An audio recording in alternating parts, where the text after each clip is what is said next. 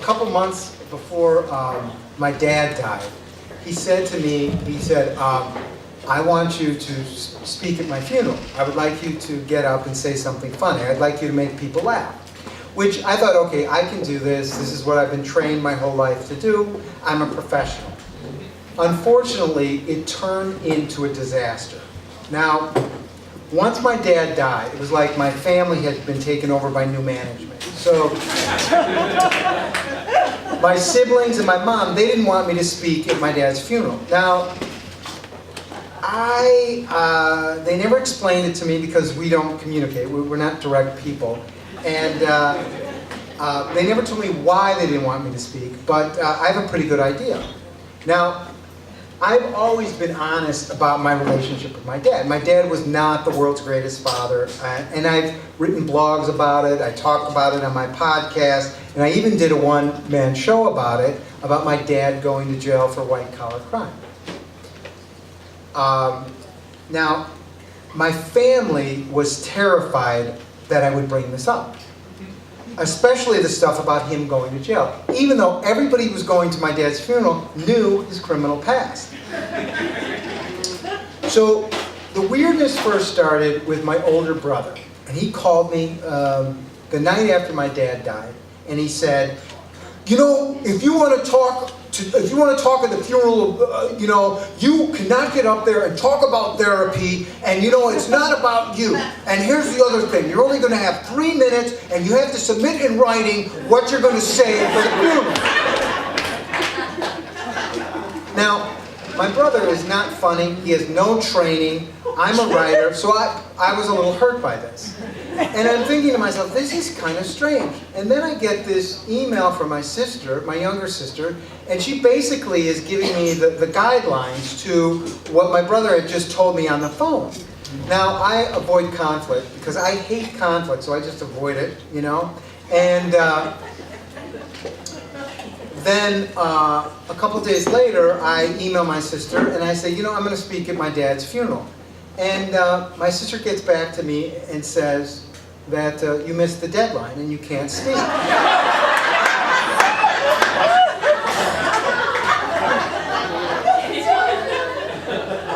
I was unaware that this was a contest, and there was only 2 winners that got to speak at my dad's funeral, her and my brother Bob. So, then I get a phone call from my mom. And my mom calls and she pretends like she hasn't put anybody up to this, like she didn't know any of this. And she calls me on the phone and she says to me, this is your mom, and I have a favor to ask you. I said, okay, Mom, what is the favor? Not to speak at your father's funeral tonight. And I said, Mom, I can't do that. I'm planning to speak at the funeral. And she said, well, I just want to let you know, your older brother is very upset about it. And if you speak at the funeral, he's not going to show up. And I said, Mom, because I've been in therapy a long time, I said, that is what we call emotional blackmail. No, I'm not emotionally blackmailing you. I'm not doing that. I just want to make everybody happy. And then I snap and I say, what about me? What about making me happy? And I said, I am going to speak at that funeral. And if I don't speak at that funeral, I am going to create a scene. Now, I don't know where that came from. I am not that type of person. I don't do threats because you have to follow through on threats. It's too much work. I'm not that kind of person, but I said that. And then she said, okay, you can speak with the other 2 winners. But she said, I don't want you to be mean. So that morning, the next morning, my wife Lauren, she's 6 months pregnant at the time, we show up at church. And there's about 150 people there already, and the priest calls us to the front of the altar. Now, I was raised Catholic, though everybody thinks I'm Jewish. I just had to put that out there. So you're not thinking like, well, that doesn't make any sense. Why is he in a Catholic church? Should he be in a temple? No, I was raised Catholic. So me being fucked up is all, it has nothing to do, it has everything to do with the Catholic Church, just so you know. So the priest calls my wife, Lauren, and I up to the altar 15 minutes before the funeral starts. And he says, there's been some last minute changes. Your brother's not going to speak, your sister's not going to speak, and you're not going to speak. Nobody's going to speak at the funeral today. And I lost it. I snapped. And I jumped up on the pew. And I yelled, I am going to speak! And just then, a mob of hostile preppies, loyal to my brother, started to form. And I could pick my mom out in the crowd. And this, I am not exaggerating this. This is totally true. All of this is totally true. My mom, I picked her out of the crowd, and she looked up at me and she said, I had nothing to do with it. I had nothing to do with it. I put my hand in my pocket, and I took out a piece of paper. The speech that I had spent all night, stayed up all night to write. And all of a sudden, things got violent. One of the hostile preppies from behind pushed me off the pew, and I went falling. But before I fell, I yelled, what is everyone so afraid about?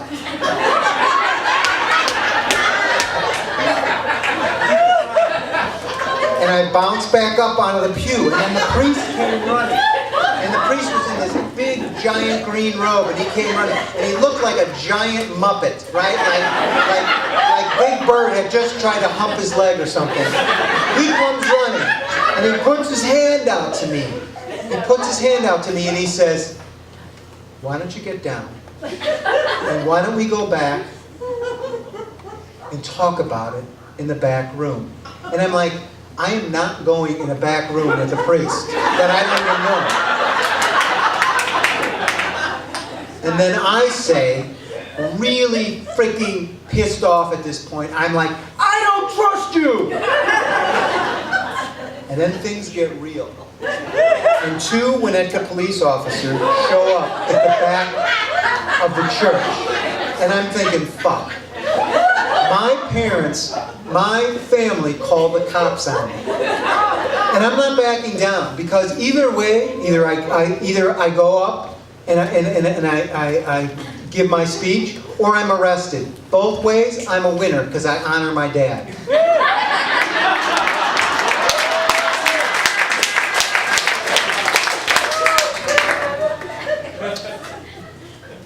Just then, my friend, used car Daryl, he's been in the car business for 30 years, but Daryl could pass as a wannabe mobster. He yells, let him speak, let him speak. And my other friends there start chanting, let him speak, let him speak, let him speak. All of a sudden the priest goes, okay, we will let him speak. You can speak, but you have to get off that pew right now, and you have 3 minutes. I don't know what was this 3-minute rule. Where it doesn't say in the Bible 3 minutes. It's not. You have to get down before the funeral. You can speak, but I do not want you using any foul language in my church. At this point, I was like, you know what? Actually, it's not your church, it's God's church. And I got down. And I went in front of the podium. And when I got up there, my younger brother, who lives on the south side, said, get Mom out of here! And 18 of my family members evacuated the church. I was like, oh, Jesus. Oh my God. So I said, I need some help. And I didn't know what to do. So I said, could the people, my friends that have come today, could they come up to the podium and join me? And my wife came with her big pregnant belly, and she was wearing a red dress. And then my Used Car Daryl, and Bobby, and Camille, and Matthew, who are all in my group therapy. They came up. My friend Christy, who still calls me by my nickname from high school, Jerbs, she came up. And then Katie, who was someone I improvised with, she came up because that's what improvisers do. Even though they don't know what's going on, they jump on the board.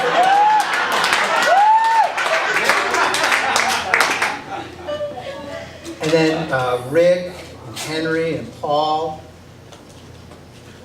from my Artist Way group, they all came up. And two people came up at the end that I totally forgot were even there. And that was Lauren's parents. And to really understand the significance of Lauren's parents coming up to the altar, you have to understand Lauren's parents. They're very conservative, German, rule followers. I mean, I've never seen people get more joy in following rules than these people. And even if there isn't a rule, even if there's not a rule, they're going to make one up. Like, you might have heard of this, the famous 3-cookie rule. You can only have 3 cookies after dinner. It's not based on any nutritional information. It's totally arbitrary, but that's not where the fun is for them. They get great comfort in just following the rules.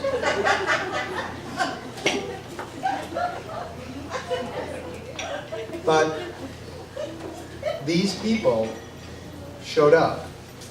They did something that my family could never do. They showed up for me on my angriest, craziest, bravest day of my life.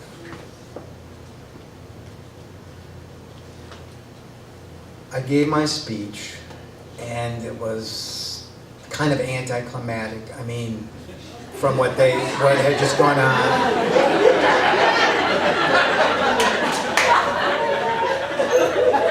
As a performer, you kind of felt like, well, I kind of upstaged myself.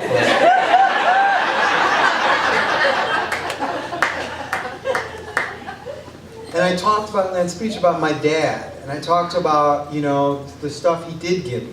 You know, this wasn't a mean speech.